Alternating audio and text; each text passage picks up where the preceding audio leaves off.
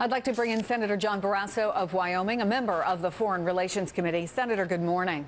Thanks, Chris. Thanks for having me. You've been critical of the president's foreign policy, and the president asks, why is everyone so quick to press to use military force? We're just winding down to very long and expensive wars that the American people clearly have no stomach for. What do you say to that?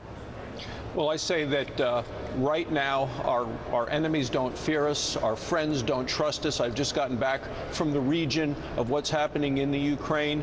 Had been in the Ukraine in a bipartisan effort with other senators, and I will tell you the sanctions that the president is putting forward are not actually effective. You look at what happened yesterday with those sanctions. The ruble went up in Russia. The stock market in Russia went up.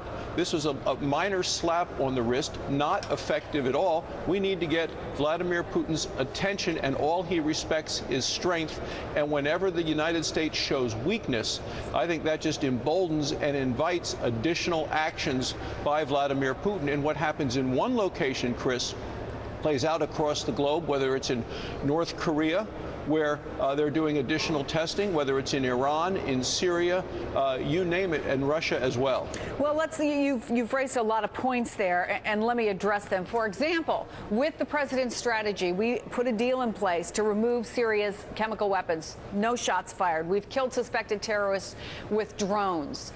Hasn't there been several examples that show that this sort of policy not only can work, but does it without any crazy expense or loss of life? Well, in terms of loss of life, there have been thousands of more Syrians killed using chemical weapons. So when the administration leads from behind and allows Russia to lead on Syria and eliminating chemical weapons, we see that hasn't worked there. I think in terms of Iran, right now, Iran got exactly what they wanted. They got sanctions removed, relief of sanction. They got access to an additional $7 billion of previously frozen assets.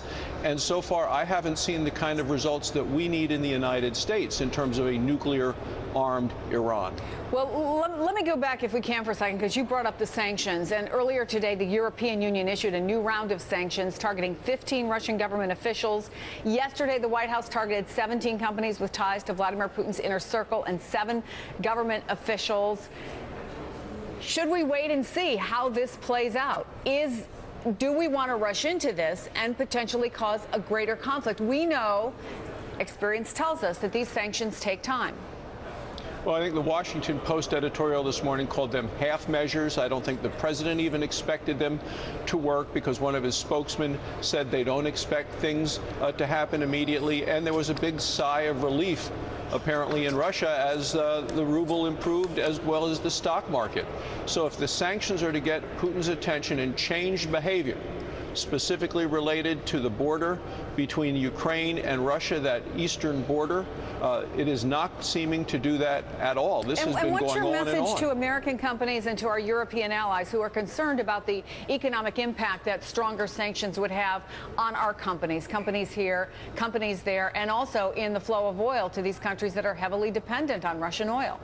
Well, I'm glad you brought up the issue of Russian oil, because that's what they use to feed and to fund all of the Russian activities. Over half of their money comes from selling oil and gas to foreign sources. I'm trying to get more exports from the United States, specifically of liquefied natural gas. What I heard in Ukraine, what I heard in Moldova, Latvia, Lithuania last week is we need energy sources other than being so dependent under Russia and Vladimir Putin, where he uses energy as a carrot and a stick to punish those who don't go with him, to try to help those who do follow his rules. They are desperate for another source of energy. The United States ought to be supplying that energy right now. Let me ask you about something else that's going on. Secretary of State Kerry apologizing for saying that Israel risked being an apartheid state if Mideast peace talks failed. He said, "I do not believe, nor have I ever stated publicly or privately, that Israel is an apartheid state or that it intends to become one.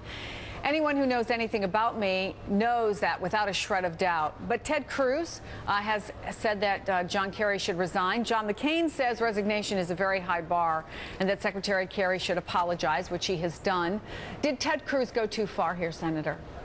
I'm not calling for resignation today, but there is bipartisan agreement. And Barbara Boxer, who serves along with me on the Foreign Relations Committee, who called Secretary Kerry's statement, I think, ridiculous. The Secretary of State of the United States, his words or her words carry great weight. And I think what the Secretary said was hurtful and harmful, and he should have apologized. This was not partisan. Senator John Barrasso, thanks so much for coming on the program. Thanks, Chris. Thanks for having me.